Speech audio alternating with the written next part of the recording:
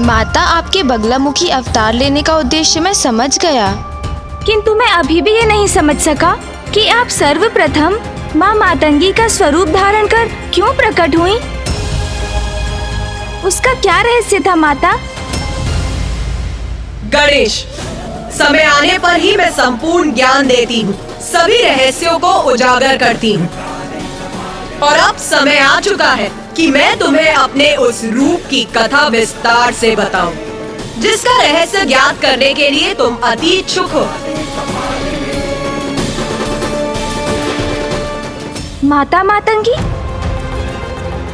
माता, हम आपके श्रीमुख से माता मातंगी का रहस्य जानकर अत्यंत कृतार्थ होंगे। गणेश, सृष्टि में अब जीवन और मृत्यु का क्रम स्थापित हो गया था। अधर्मियों को, दुष्कर्मियों को उनके जीवन के उपरांत ही उनके कर्मों का दंड मिलने का विधान भी स्थापित हो गया था।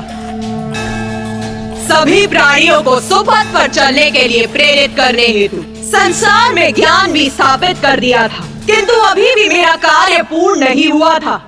किंतु माता, अब आपका क्या कार्य शेष था?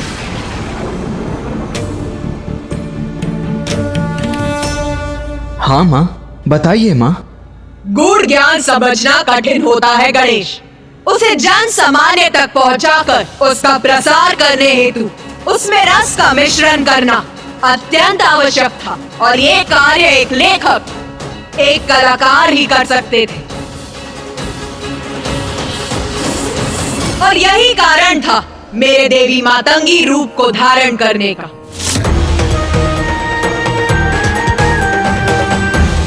क्योंकि अपने इस रूप में मैं अपने भक्तों के द्वारा संसार में ऐसी और कला आदि का सृजन करती हूँ, जिनसे जुड़कर प्राणी पाप कर्म से दूर रहे और संसार का कर्म निर्बाध रूप से आगे बढ़ता रहे।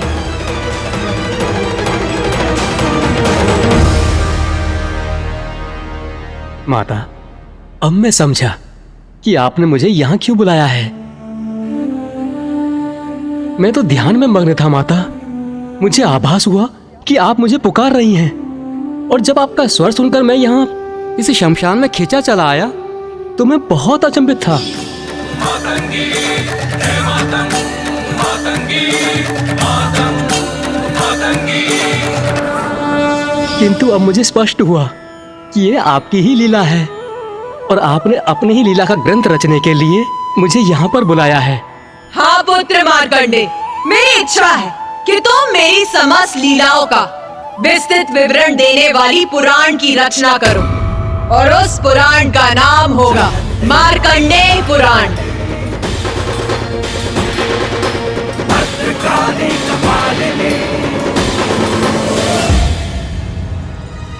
माता, आपने इतना महत्वपूर्ण कार्य सौंपकर मुझे कृतार्थ कर दिया।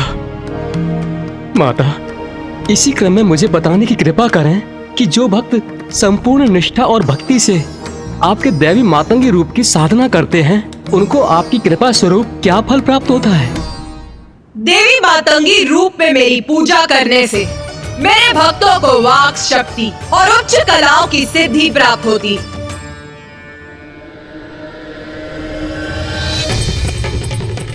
श्यामां शुभ्रां सुबालां त्रिकमलनयनां रत्नसिंहासनस्थां भक्ताभीष्टप्रदात्रीं सुरनिकरकरा सेव्यकञ्जाञ्जुयुग्मां नीलाम्भोजां सुकान्ति निशिचरनिकरा अन्यदावाग्निरूपां पाशं खड्गं चतुर्भिर्वरकमलकैर्खेदकं चाङ्कुशं च।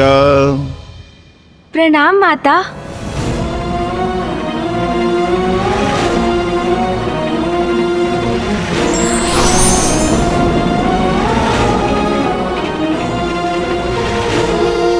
मुझे प्रतीत हो रहा है कि इस विषय को लेकर तुम्हारे मन में अभी भी संशय शेष है।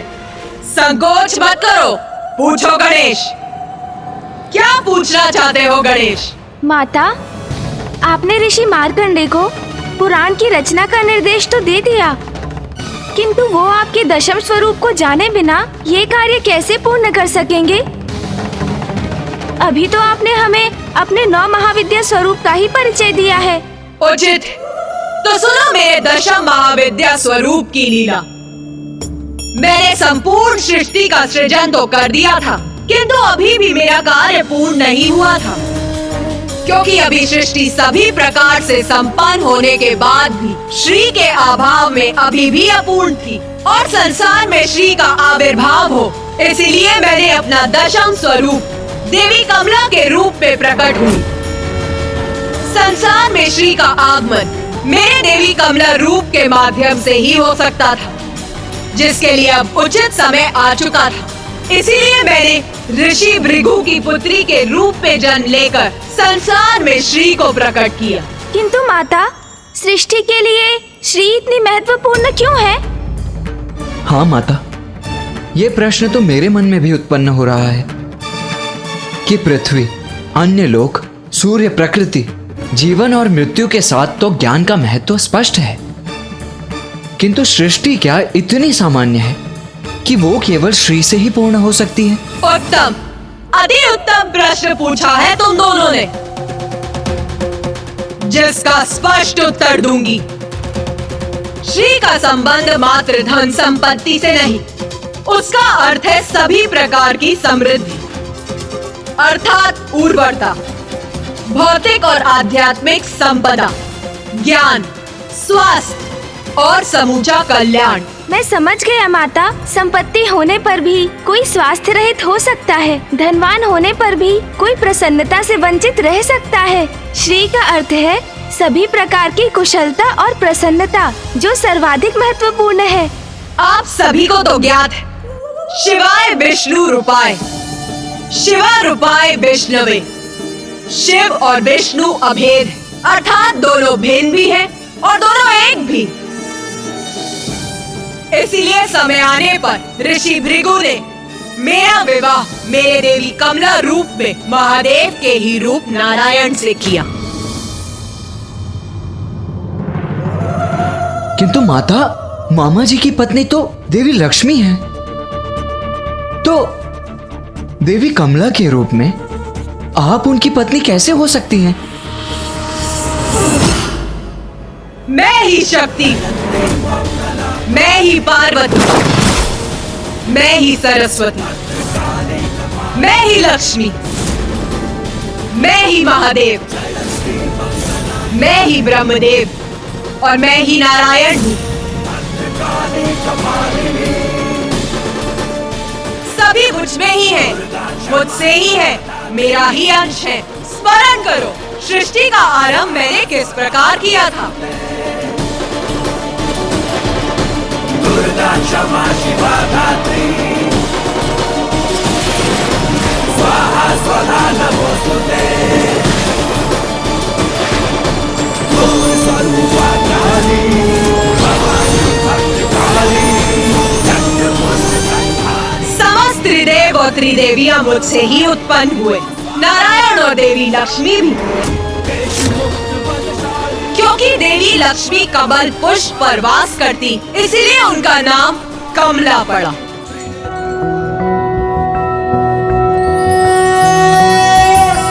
त्रैलोक्य पूजित देवी कमले, विष्णु वल्लभे यथा त्वमचल, कृष्णे तथा भवमयी स्थिरा। मामी जी, माता कमला।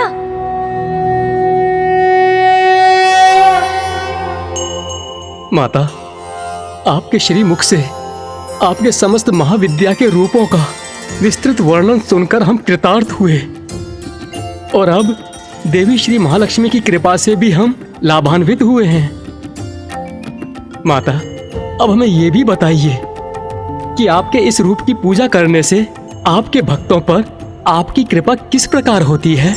मेरे अर्थात देवी कमला के रूप में माता संसार की श्री अर्थात देवी लक्ष्मी के रूप में होती हैं, किंतु श्रीहीन होने का अर्थ है कांति से रिक्त होना। श्री के अभाव में सभी धन, संपत्ति, विद्या आदि व्यर्थ है, वे शीघ्र ही नष्ट हो जाते हैं। संसार को श्रीयुक्त करने हेतु ही श्री महाकाली मुझे प्रकट करती हैं।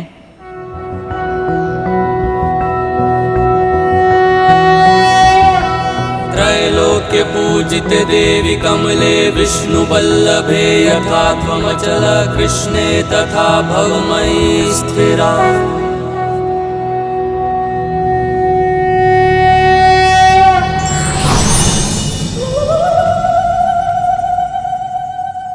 इस प्रकार मैं अपने महाविद्या स्वरूपों के माध्यम से संसार का सृजन करती और उस संपूर्ण अवधि में महादेव मेरे साथ होते।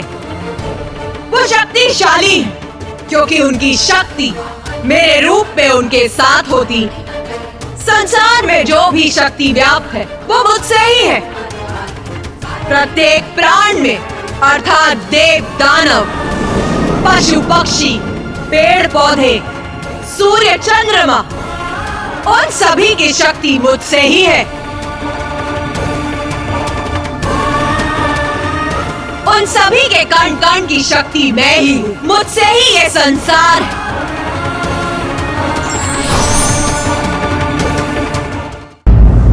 माता, संसार का जन्म आपसे और आपके द्वारा ही होता है। आप ही अपने विभिन्न स्वरूपों में संसार का पालन भी करती हैं। आप अपनी सभी संतानों को प्रकृति के माध्यम से जीवन के लिए जो भी आवश्यक है उन्हें उपलब्ध कराती हैं। उनके दोषों के लिए उन्हें दंडित कर उन्हें उचित मार्ग पर लेकर आती हैं।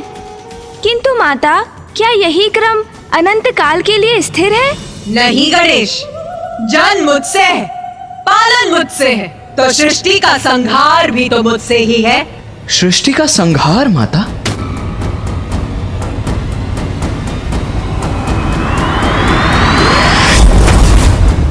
मनुष्य हो अथवा असुर, प्रत्येक लोक में सभी अपनी महत्वाकांक्षा को सिद्ध करने हेतु संघर्ष का मार्ग अपनाते हैं। छोटी छोटी बातों पर जहाँ असुर एक दूसरे का ही संहार करने लगते हैं, वही ऋषि मुनि अपने को सर्वोच्च सिद्ध करने हेतु भगवान की पूजा छोड़कर अस्त्र शस्त्र उठा लेते हैं। त्रिनेत्र महाकाली। और जब ऐसा समय आरंभ होता तो प्राणियों को सुकर्मों के प्रति सजग करने हेतु मैं खंड प्रलय उत्पन्न कर संपूर्ण जगत को चेतावनी देती। और सर्वप्रथम जो खंड प्रलय मैं उत्पन्न करती वो है सूर्य प्रलय। देवी तारा, देवी तारा, देवी तारा।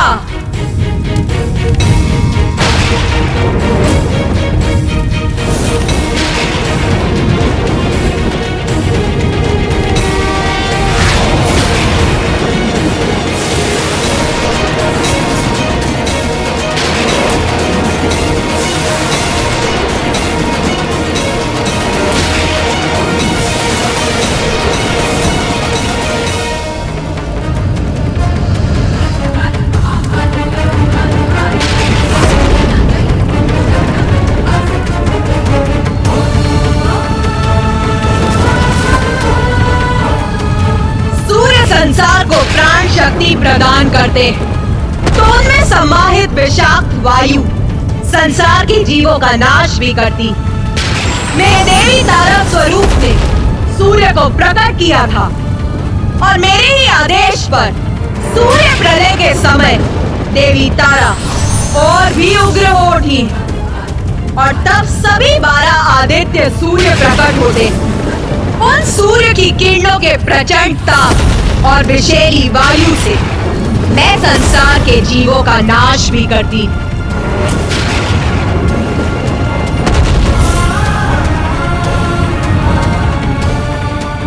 धर्म का पालन और धर्मोचित मार्ग पर चलना ही उचित है। उन्हें ये स्मरण कराने और समझाने हेतु मुझे कभी कभी अकाल जैसी प्राकृतिक आपदाएं उत्पन्न करनी पड़ती हैं।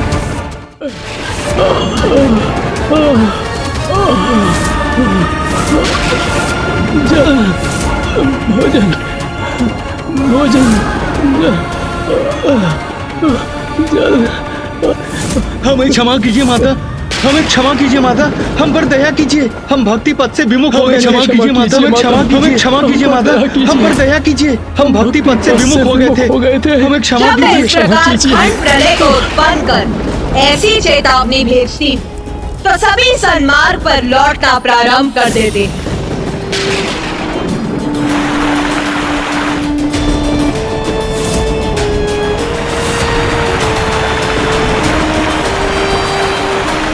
इस प्रकार मैं सृष्टि में अनुशासन, सुव्यवस्था और शांति स्थापित कर देती हूँ, किंतु उसे दीर्घ अवधि तक स्थिर रखना अधिक कठिन है।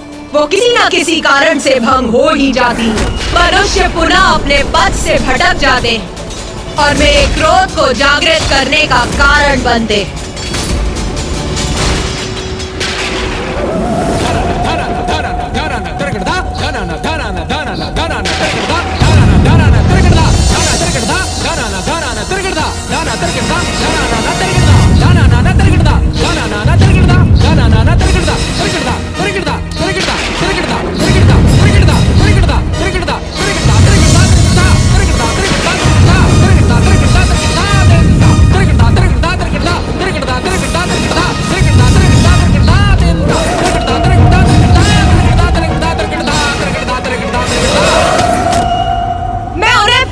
एक और खंड प्रलय रूपी चेतावनी देने हेतु उत्पन्न करती जल प्रलय।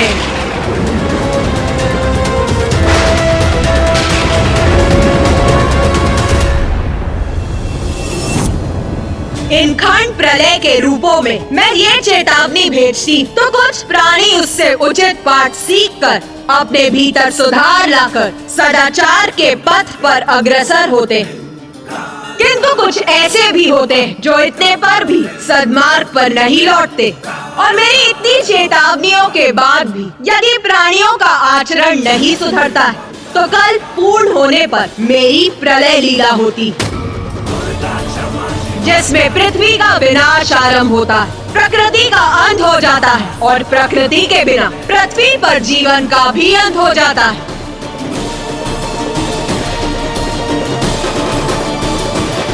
देवी षोडशी।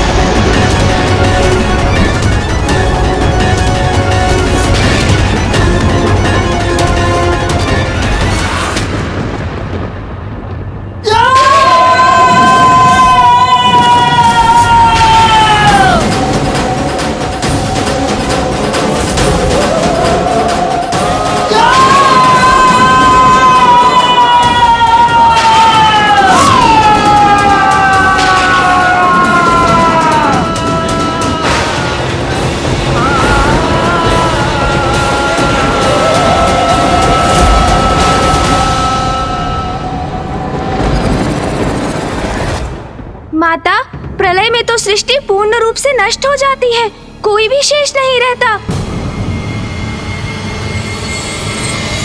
हाँ पुत्र, उचित दिशा में देख रहे हो तो तुम्हारी दृष्टि से ही तुम्हारे विचार इंगित हो रहे हैं, जो सर्वथा उचित है।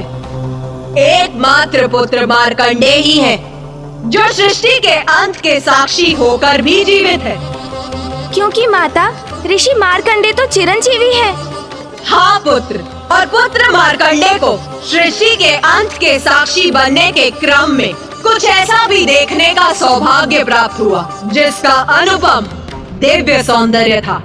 हाँ माता, प्रलय के उपरांत उस अथाह जल के मध्य एक द्वीप पर स्थित रहकर अनेकों वर्षों तक मैं चलायमान रहा, और तब मुझे एक वट का पत्ता दिखाई दिया और उस पत्ते पर प्रभु नारायण अपने शिशु रूप में माता द्वारा सृष्टि के पुनरारंभ की प्रतीक्षा में थे।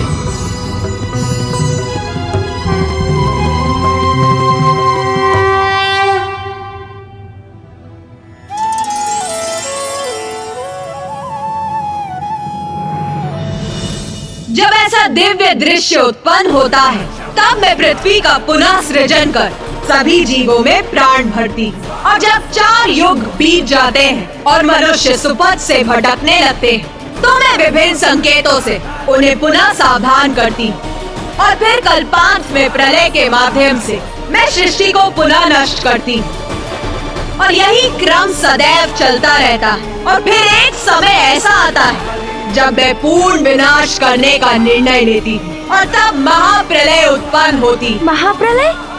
हाँ पुत्र, अभी तो तुमने प्रलय के विषय में सुना, किंतु इससे भी भयंकर और विनाशकारी होती है महाप्रलय, जिससे सभी कुछ नष्ट हो जाता है।